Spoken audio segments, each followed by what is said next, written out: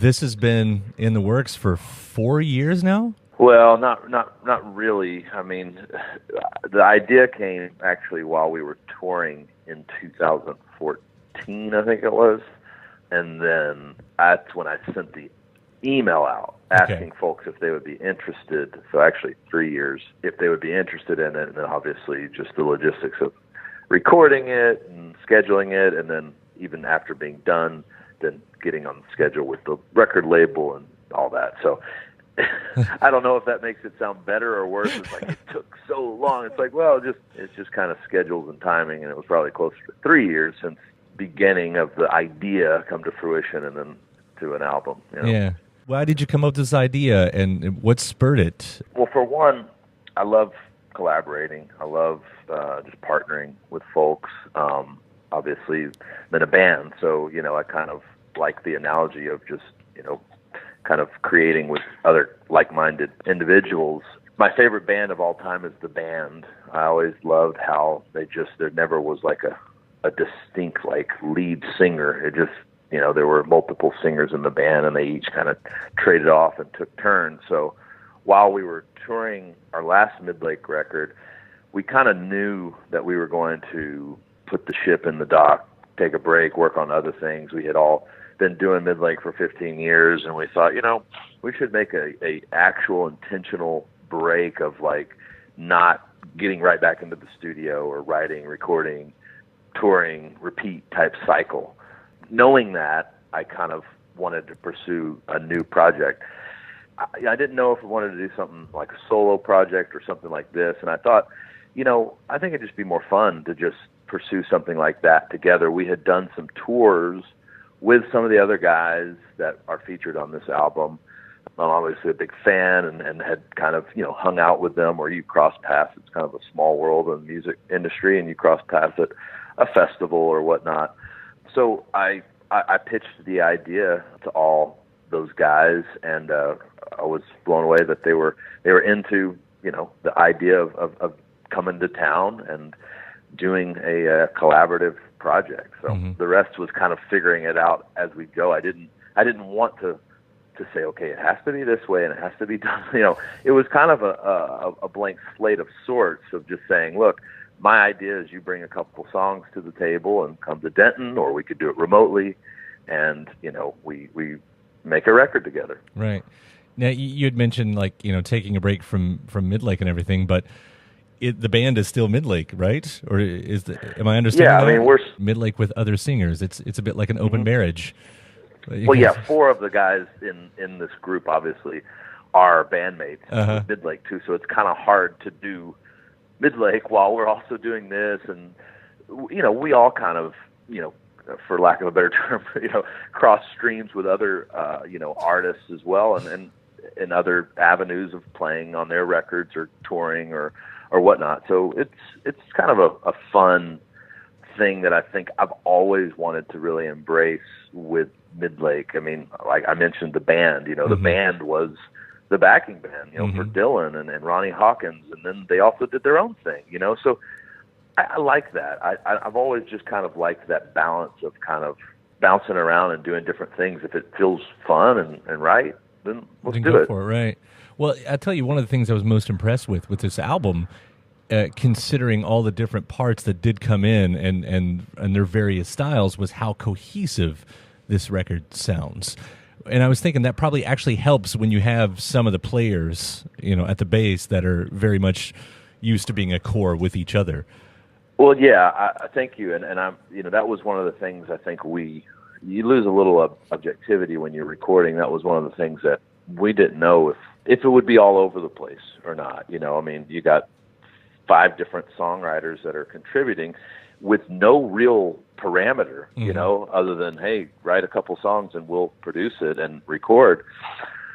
I mean, of course, we all live in the indie world, if you want to call it that. So, I mean, I didn't think things would be too crazy or avant-garde or something, but because there was the consistency of at least us 4 guys, Midlake guys, playing on every song, singing backgrounds and whatnot, that there would be a general cohesiveness, hopefully, anyway, like of the way that we were kind of producing and playing. Yeah. Well, you did it.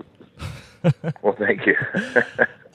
Let's talk about your two contributions here with Restart and Real Love. Get into those specifically.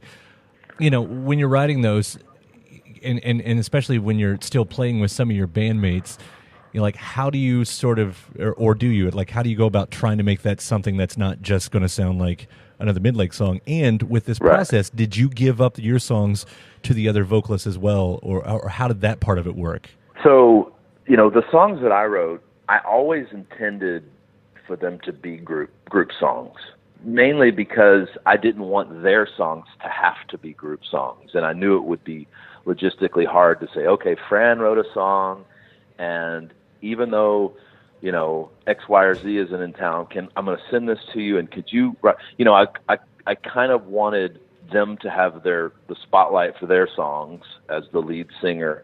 And then on my songs, I kind of imagined trading verses and obviously backgrounds and stuff, and a little bit more of what you would think of a traditional collaborative like that. So, long story short, Real Love was the only one that we were able to work out where everybody could get on it, and that was done remotely because by the time the guys had left that had come to town working on their own songs, we didn't really have time to go, okay, well, let me dig this one out. And then also, so it was like we were trying to get as much done on their songs when they were in town, focusing on that and not these others. So Restart, I knew it was kind of a bit of a toe tapper, it was it had a little bit more of a grooving vibe to it. And it kind of came halfway through the process. I have, any songwriter has like kind of a baggage of songs, go, oh, this might be good for my band, or maybe this is good for just that solo acoustic album that I'll be doing or whatever, or maybe this is good for that. So I definitely did think, what might be good for this project of some ideas that I have, and then obviously start working on them more to formalize them. And Real Love, I just always thought it played well to like what we were doing. Obviously I've been quoted and said, we're kind of a poor man's Traveling Wilburys, a very poor man, and obviously that song is kind of influenced by that Jeff Lynne, George Harrison, type of vibe. I mean, I'm unabashed about wearing my influences on my sleeve and being honest. I'm not going to say I've never heard of the Beatles or Traveling Wilburys. So that's where that came from, and so I was glad that we were at least able to get that one with everybody on it. I mean, I got to say this as a fan of Midlake, but this is some of your best, singles at least. Both of them thank you. So big and catchy in it. And I wouldn't mind getting a little bit even closer on Restart, with the themes of that. I sort of get what's going on in the song, or I think I do.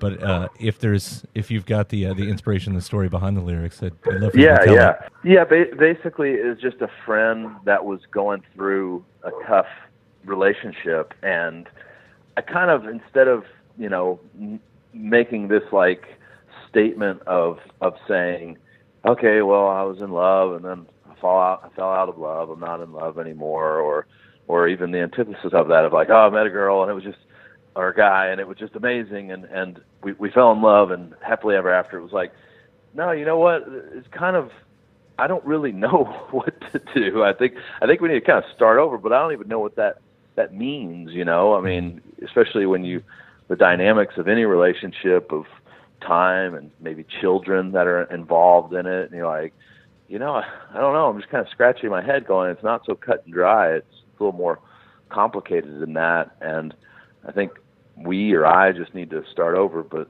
I can't really say how to define that. So I guess it's in a weird way, even though I know it kind of sounds like just maybe a dismal place in a relationship. I kind of, my desire was to have a glimpse of hope in the sense of saying, I think we could use a restart, but I just don't know what that means, And so. You can dance to it, which is a fun part as well. Yeah. Eric, I appreciate you taking the time today. Like I said, you've really done an incredible project here, and I know the calling it Volume 1 really leads to some anticipation that there's going to be a next round of this, and I so hope that happens. Yes, no, definitely, me too, and we'll probably have some new contributors a part of it, and I'm looking forward to that already. Yeah, you got your wish list?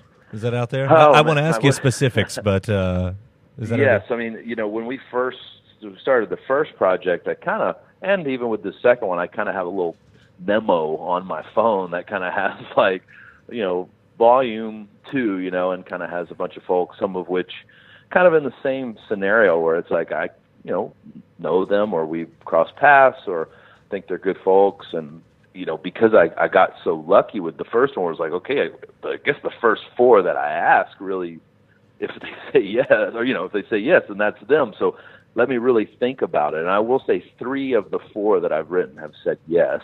And so I'm really excited about that. So, that's the first step. Then you have to actually get them to town or get them to send you songs or whatever. So right. We were very lucky with the first crop of guys because it worked out, I mean, it was able to get done. So I appreciate that, and I don't take it for granted. So let's hope that this next go around I can be as lucky. Now, if you're going to truly follow in the Wilburys step, is it going to be Volume 3 instead of Volume 2? Yeah, it should. Maybe I shouldn't rip them off too much. But I also don't have nicknames for us. They had. Oh, right, that's true. So yeah. I kind of need to do that too. So I'm a little behind on my my likeness with the Wilburys, but maybe we'll get there. That's why it's a poor man. That's right. That's it. Yeah, that's it. All right, Eric. Well, thanks for the conversation, right, and take care. Good to talk with you. You too. Thank you. Bye. Bye-bye.